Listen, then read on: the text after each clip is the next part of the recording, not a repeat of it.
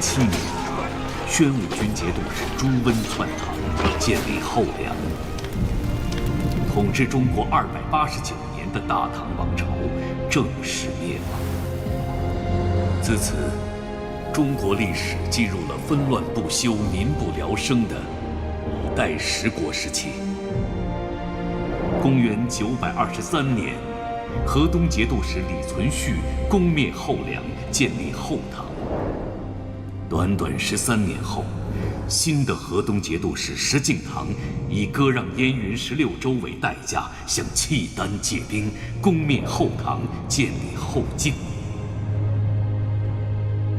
石敬瑭为了得到契丹的支持，不惜拜比自己小10岁的契丹主耶律德光为义父，成了遗臭万年的儿皇帝。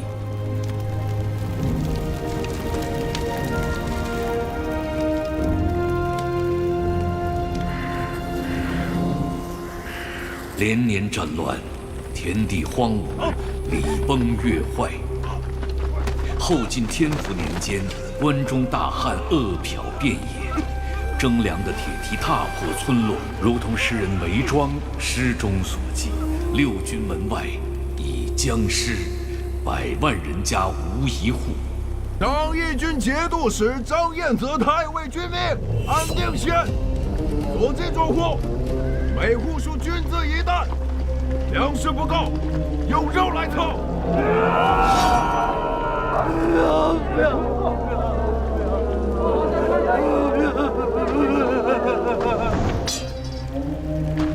副帅，靖远4州有38000户百姓，上天有好生之德，以民为食，此君为野兽。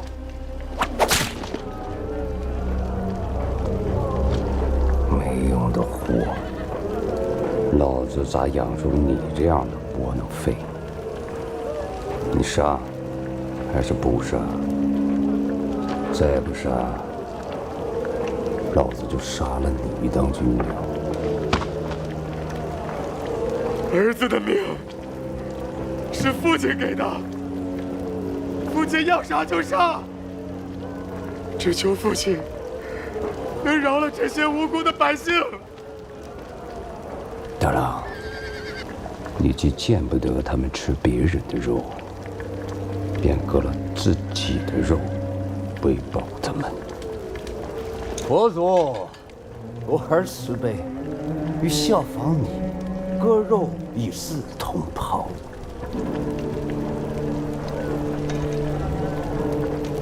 好啊，正是。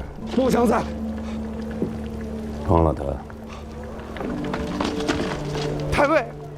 太尉息怒啊！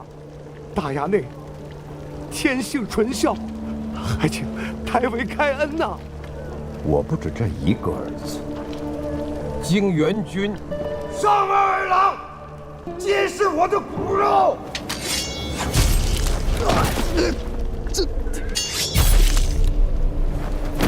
谁饿死我的骨肉，我便磨碎他的骨头，做军粮。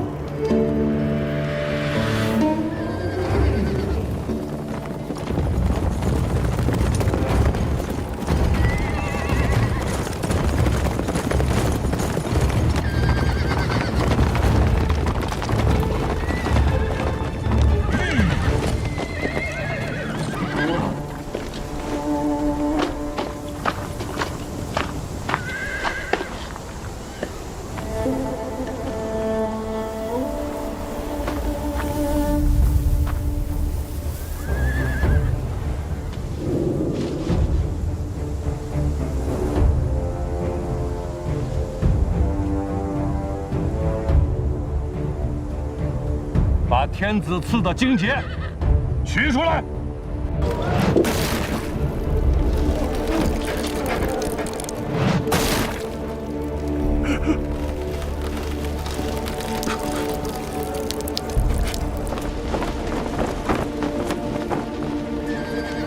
军中只听得太尉军令，听不得其他。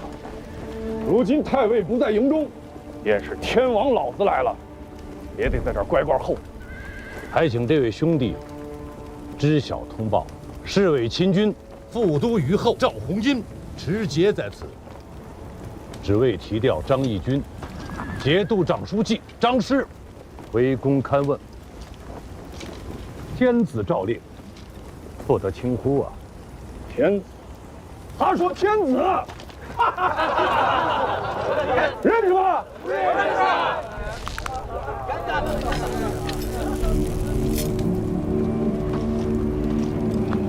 阿爹，这么汉子也不是办法，我给他对两本马蹄经试试。大郎，这是一阵节帅的原文，不可孟浪胡闹。行。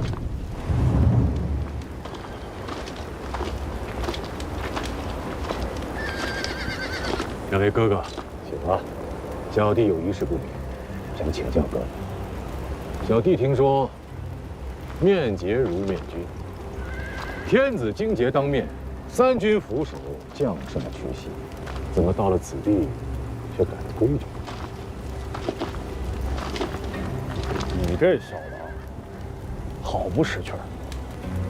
天子是太尉和令公们立的，而太尉和令公，又是咱们这些厮杀汉推戴起来的。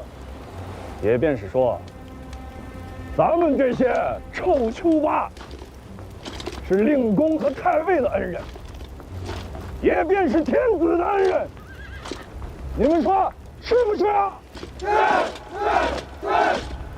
天子给太尉和令公们经节，那是为了报恩，岂是让你们这帮人拿到军中来耀武扬威、作威作福的？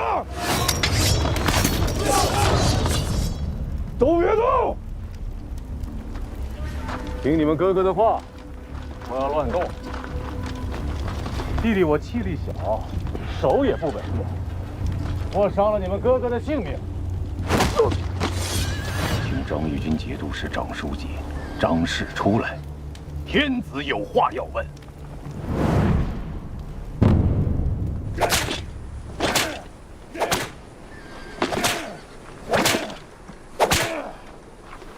不知天高地厚，不长这个东西。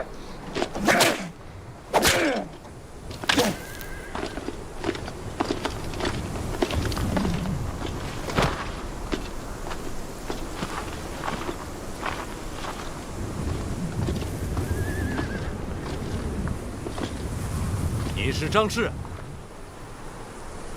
你的密奏，朝廷已经收到了。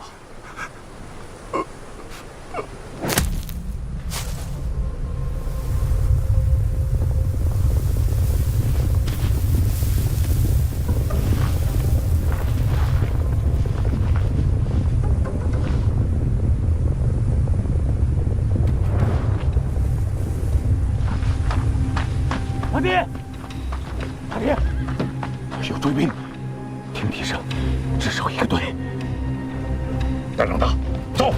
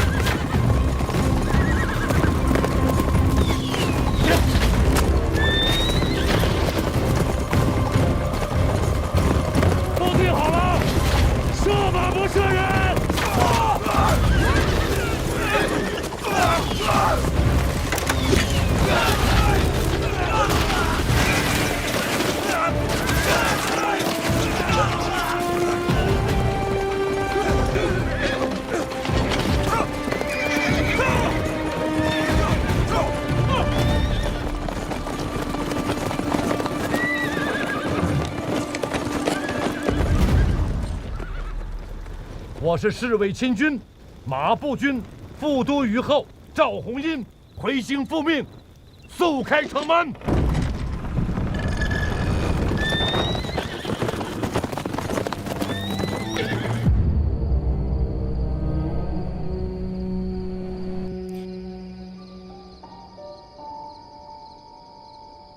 此时的赵匡胤，连一个殿前承旨的官身都尚未取得。作为一名以节度使为人生目标的将门子弟，他无法想象，天下间竟然还有张彦泽这般毫无人性的节度使。他不明白，这头残暴的野兽是如何执掌一镇权柄的。他更不明白，面对这样的恶行，大殿内的君臣们又在议些什么？大衙内被太尉一刀割喉，当众烹了大衙内。虫魔寨、骨肉糜，那是皇朝，不是朕的节度使。事涉国家重臣，儿臣以为理应查问清楚。此人构陷朕的节帅，离间君臣之意。荐送荆州，交由张彦泽自家处置。陛下，下官所言句句属实，请陛下明察。请陛下明察，陛下，请陛下明察，陛下。赵匡胤，末将在，你办得好差事啊！末将万死，末将万死。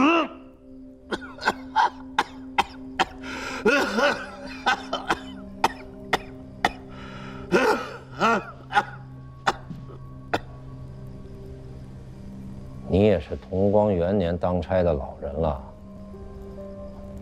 罢你为指挥使，留侍卫亲军司听命。谢陛下。我想不通，这样还有天理，还有王法吗？就因为他是节度使，因为他手里捏着1万多兵马，这就是天理，这就是王法。当兵的做了太尉，连自己儿子都吃得下去，是畜生都不如。大郎，我没说错吧？爹给你找了一个浑家，是你贺宝福家的三丫头，早点把婚事定下来吧。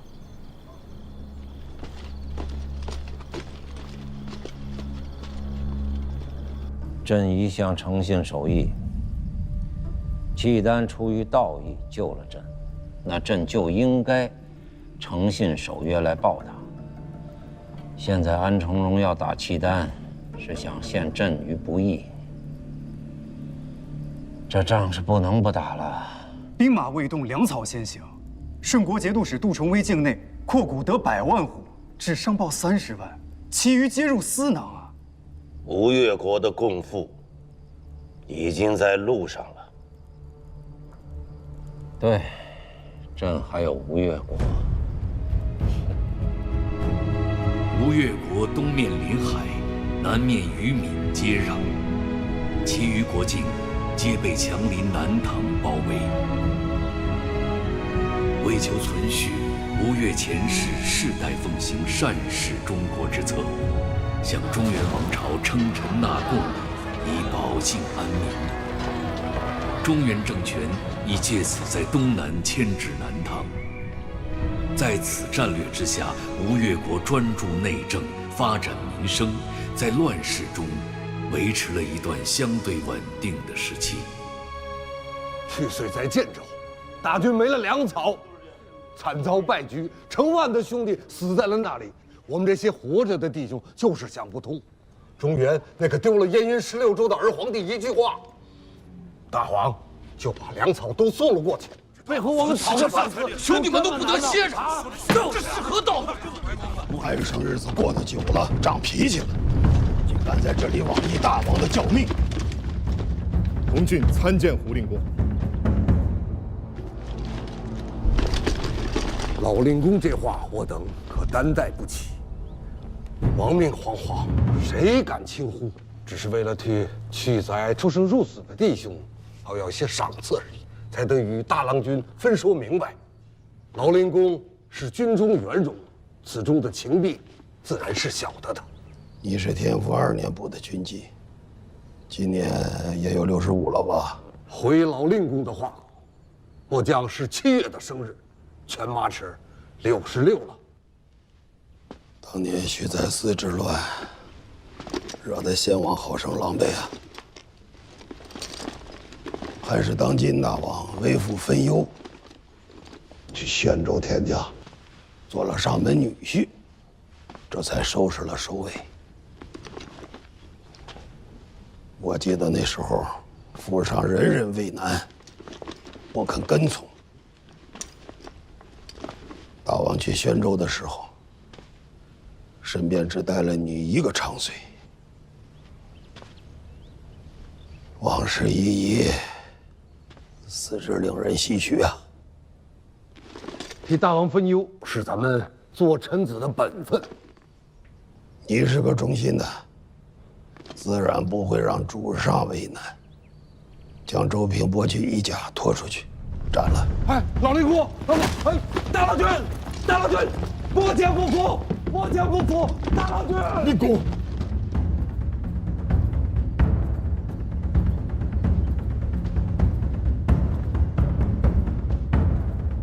军中这些酒吧，畏威而不怀德，承平日子过得久了，难免被拦懈怠。令公他这。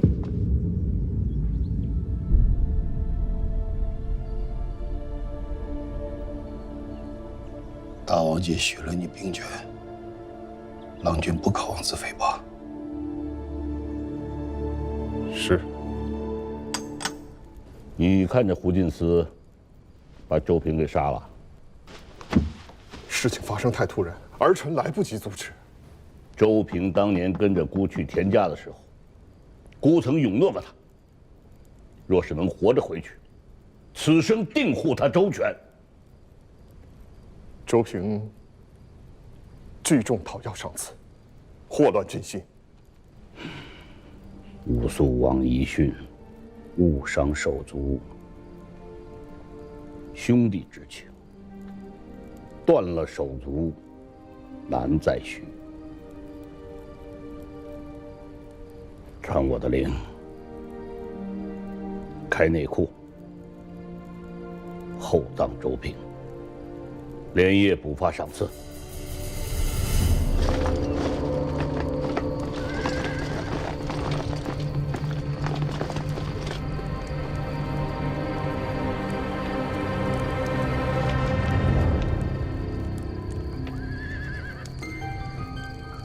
内库为王上私产，不由户部、外府节制，不奉王命，一卷一厘，亦不能支纳。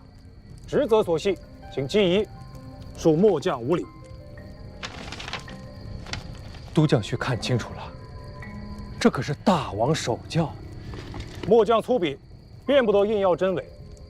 已遣都校去请内衙戴太尉来此，请记移稍后。王命如火，恐不能稍待。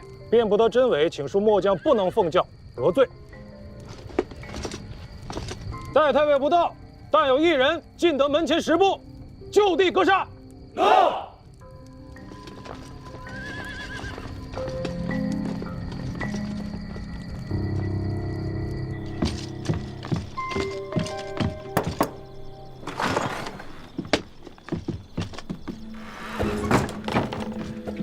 如何？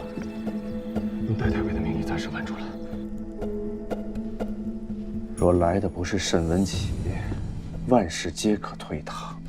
此人智略过人，我此时现身此处，他定然生疑。程昭院的杀才如何还不到？已经派人去请了。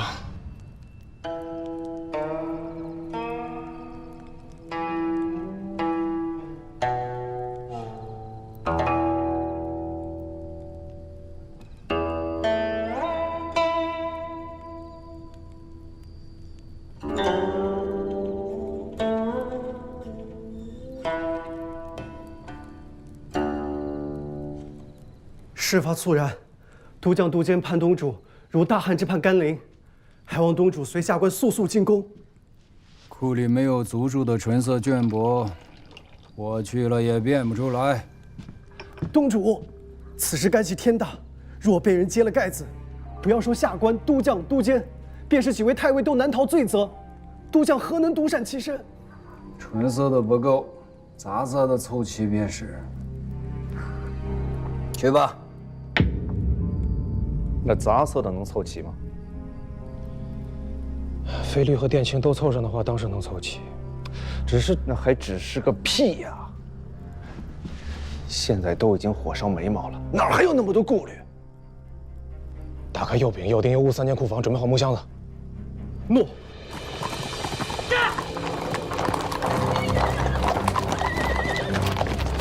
下官东府安抚使司主管金义文字沈文琪参见胡令公。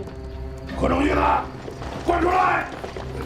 末将何成勋对老令公请安。谁给你的胆子？敢在王宫内公然抗拒王命？请老令公息怒，末将知道错了，实在是戴太尉曾有严令，厉声院违法。几十年前老王起兵的时候，老夫便是内衙左校了。白云他娘还没曾出过门子，你拿他来压我？末将吃了中央谋了心，实在是罪该万死，甘愿感受老令公责罚诸事。亡命如山，耽误了时辰，误了大事。老夫当着各都将士的面，架起大火炖了你。末将罪了。你们这群瞎才，还懒在那做甚？还不快翻出来！快点！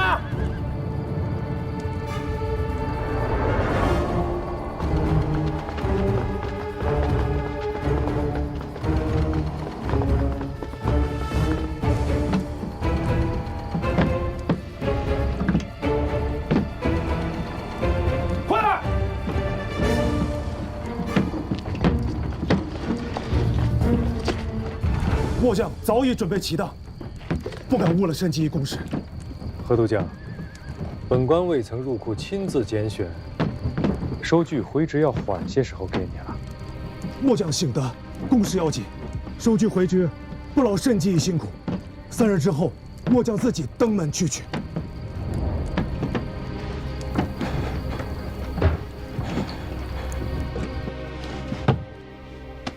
这些绢帛有何不可呢？历来赏赐军卒，所费绢锦皆为黑灰两色，即便颜色再上一等，也至多为青色。绯、绿、靛青皆为品级所用，庶人用之为僭越。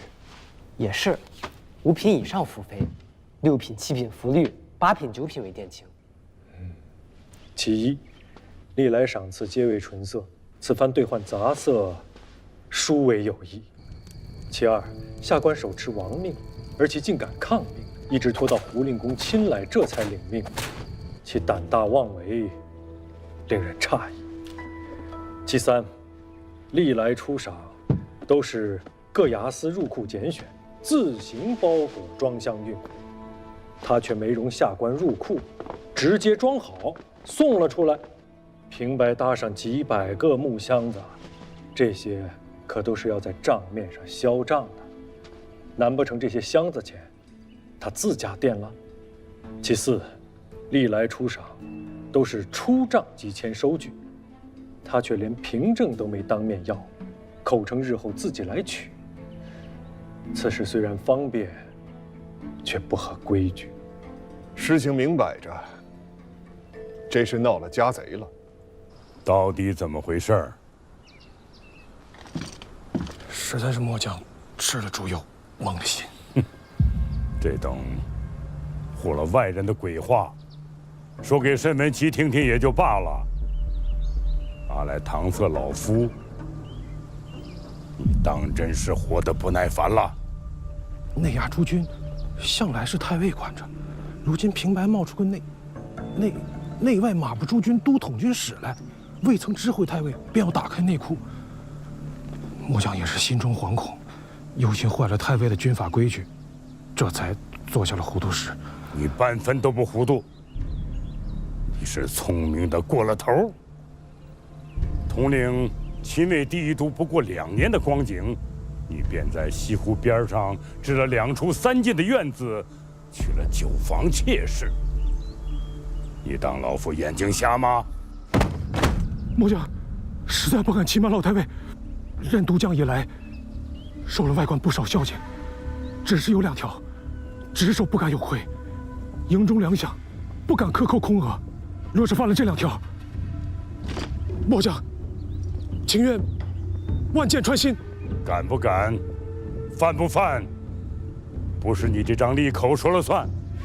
你将内库2年出入的账籍送到老夫府里来，你死不死，总要查验清楚，才有公道。谨遵老太尉君命。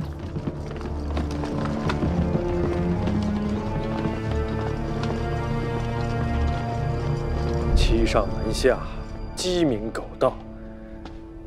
何承训不过一介都将，公然倒卖王家私产，胆子实在太大了些。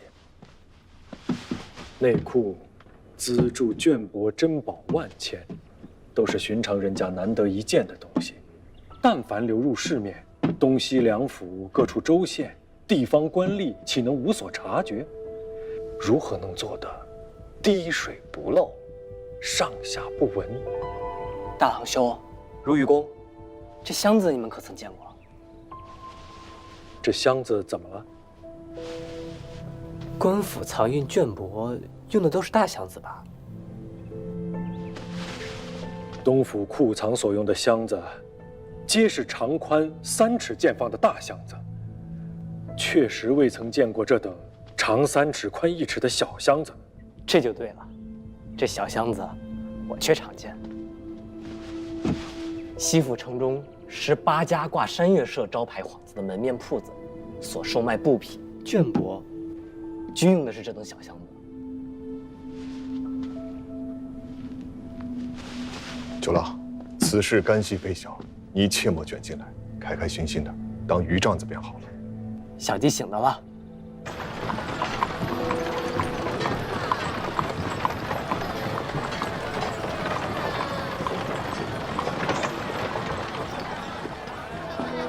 未知客从何来？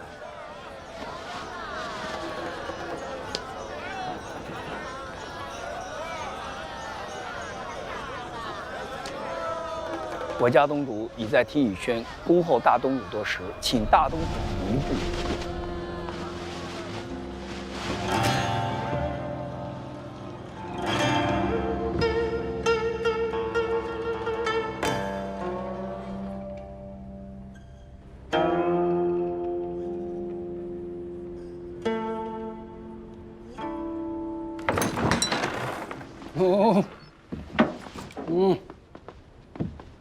云清兄，久违了。程兄，快请，请。今日却有什么菜色？速速报来。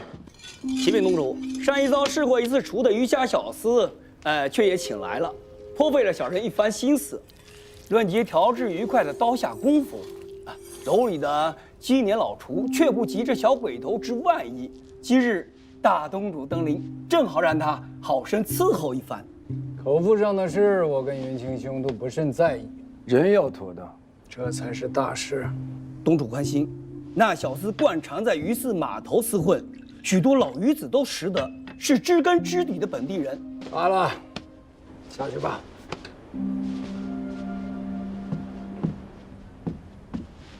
程兄，世子已薨，如今的大王身子骨也不大好。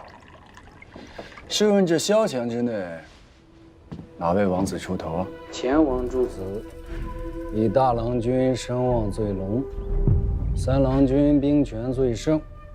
只是此2人都是过继子，大郎君乃前王之兄武炼公长子，三郎君本家姓孙。都是假儿子，当不得真。